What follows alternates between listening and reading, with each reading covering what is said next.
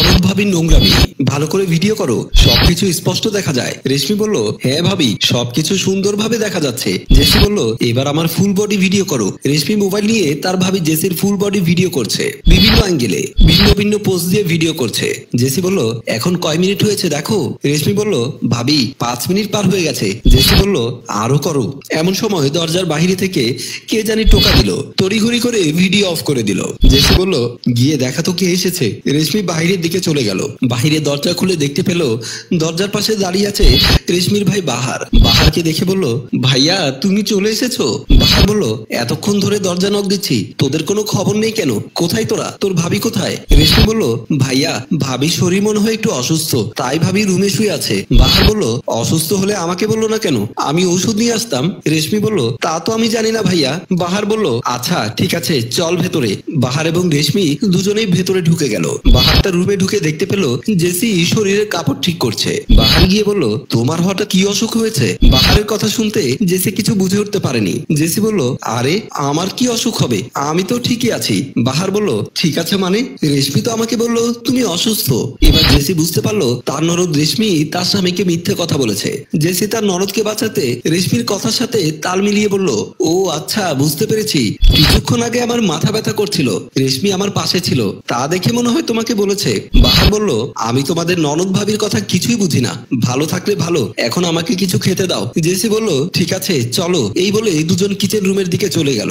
বাহারের অফিসের বস খলিল মিয়া অফিসে বসে তার এক মহিলা কর্মচারী নীলাকে বলল, দেখো এই অল্প দামে চাকরি করে কিছুই করতে পারবে না, যদি টাকাওয়ালা হওয়ার স্বপ্ন দেখো তাহলে সাইড ব্যবসা থাকতে হবে। নীলা বলল, স্যার আমি মেয়ে মানুষ, কি ব্যবসা করব? খলিল মিয়া বলল, শোনো আজকালকার যুগে মেয়ে মানুষেরাই বেশি টাকা ইনকাম করতে পারে, কেননা যেখানে সেখানে মেয়ে মানুষের চাহিদা বেশি। নীলা বলল, স্যার আমার তো ওরকম কোনো ব্যবসা জানা নেই। খলিল বলল, শোনো আমি ইন্ডিয়ান একটা ওয়েবসাইটে শেয়ারে আছি, তুমি চাইলে ওখানে আমাদের সাথে অ্যাড হতে পারো। নীলা বলল, কিন্তু স্যার আমি তো কোনো ওয়েবসাইট সম্পর্কে জানি না। খলিল বলল, তোমার তেমন কিছু করতে হবে না, জাস্ট তুমি কিছু ভিডিও করে আমাকে দেবে, প্রত্যেকটা ভিডিওতে আমি তোমাকে একটা পেমেন্ট দেব। নীলা বলল, এটা তো একদম সহজ ব্যবসা, বলেন আমাকে কিসের ভিডিও দিতে হবে? খলিল বলল, তোমার খালি শরীরের গোপন জায়গার ভিডিও, তুমি চাইলে ওই ভিডিও নিজে নিজেও করতে পারো, আর যদি তোমার কাছের মানুষ কেউ থাকে তাহলে তাদেরকে দিয়েও ভিডিও করাতে পারো। নীলা বলল, স্যার কি বলেন এসব, এরকম ভিডিও কিভাবে করব? খলিল মিয়া বলল,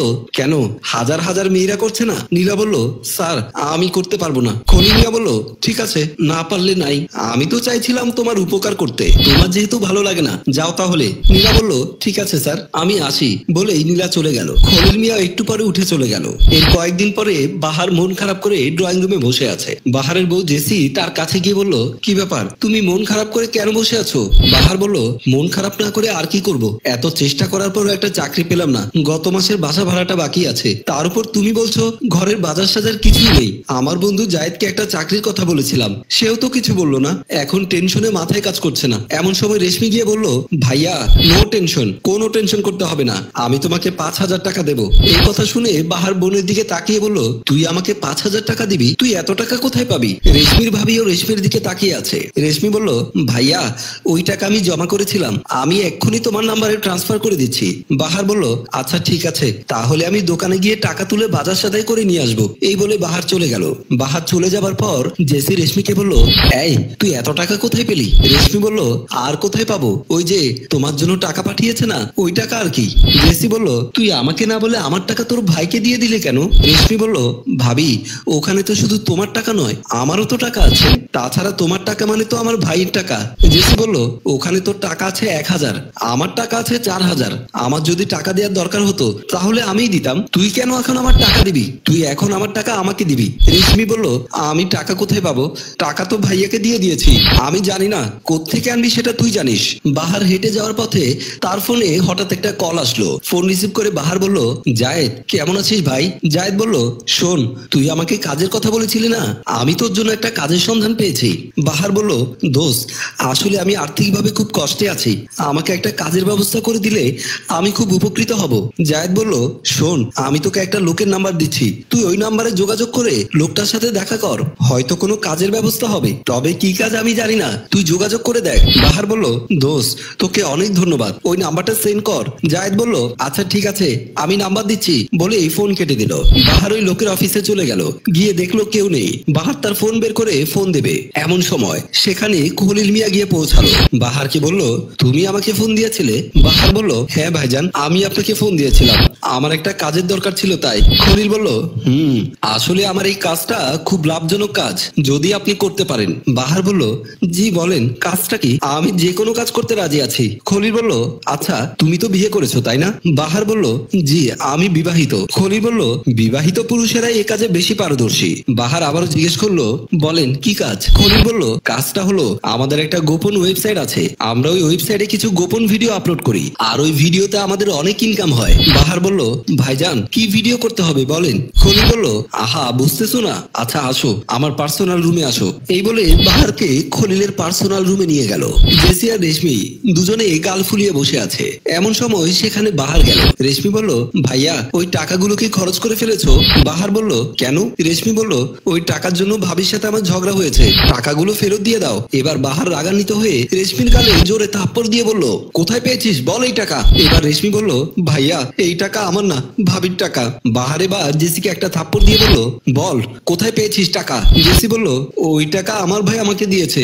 বাহার জেসিকে আরো একটা থাপ্পড় দিয়ে বলল, একদম মিথ্যে বলবি না, দেখ তোর সব নোংরা ভিডিও আমার মোবাইলে আছে, তোর টাকার এতই প্রয়োজন, টাকার জন্য নিজের ইজ্জত বিক্রি করে দিয়েছিস। এই তুই কি করিস টাকা দিয়ে? জেসি বলল, বাহার তুমি আমাকে ভুল বুঝো না, আমি তো একটা মেয়ে মানুষ, আমার অনেক কিছু দরকার, আর এখন তোমার আর্থিক অবস্থা খুবই দুর্বল, তাই আমি আমার যাবতীয় কেনাকাটা করার জন্য আমরা ননদ ভাবি দুজনে মিলে এসব ভিডিও করি, এসব ভিডিও করে ওই লোকের কাছে বিক্রি করি। কিন্তু এসব ভিডিও তুমি কোথায় পেলে?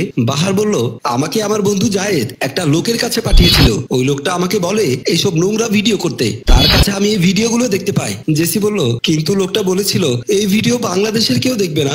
বাহার বলল, আমি তো চাহিদা পূরণ করতে পারি না বলে কি তোরা এইসব কাজ করবি? আমি তো না খেয়ে মরে গেলেও এরকম কোনো কাজ করতে পারবো না, তোরা এটা কি করলি? মানুষ সামান্য টাকার বিনিময়ে এমন জঘন্য কাজ করতে পারে আমি এই প্রথম দেখলাম। এখন যদি এই ভিডিও কারোর চোখে পড়ে আমি তাদেরকে কিভাবে মুখ দেখাবো? রেশমি বলল, ভাইয়া আমরা আর এসব কখনোই করবো না। এমন সময় বাহারের ফোনে কোনো একটা কল আসে। ওই দিক থেকে কে জানি বলল, বাহার বাহার তোমার বইয়ের জিনিসটা দারুণ, ভিডিও খুব ভালো হয়েছে। এই কথা শুনে বাহারের মাথা যেন হ্যাং হয়ে গেল, মাথায় আর কাজ করছে না, হঠাৎ মাথা ঘুরে পড়ে গেল। জেসি বলল, বাহার বাহার তোমার হঠাৎ করে কি হয়ে গেল? এবার রেশমি বলছে, ভাবি এইসব আমাদের জন্যই হয়েছে, মনে হয় ফোনে তোমার ব্যাপারে কিছু বলেছে, তাই ভাইয়া টেনশন করে পড়ে গেছে। জেসি বলল, হ্যাঁ তুই ঠিক বলেছিস, আমরা আজকেই তওবা করে ফেলবো, আর জীবনে আমরা এইসব কাজ করব না। জেসি বলল, এখন চল তোর ভাইকে ডাক্তার কাছে নিয়ে যায়। ভাবি তুমি তাড়াতাড়ি অ্যাম্বুলেন্সে ফোন দাও। সম্মানিত ভিউয়ার্স, খারাপ কাজের ফল সবসময় খারাপই হয়ে থাকে, তাই এই সমস্ত খারাপ কাজ থেকে সবার বিরত থাকা উচিত। গল্পটি ভালো লাগলে লাইক কমেন্ট শেয়ার করুন। পরিচালনায় এম ইদ্রিস, প্রযোজনায় FA নয়ন চৌধুরী।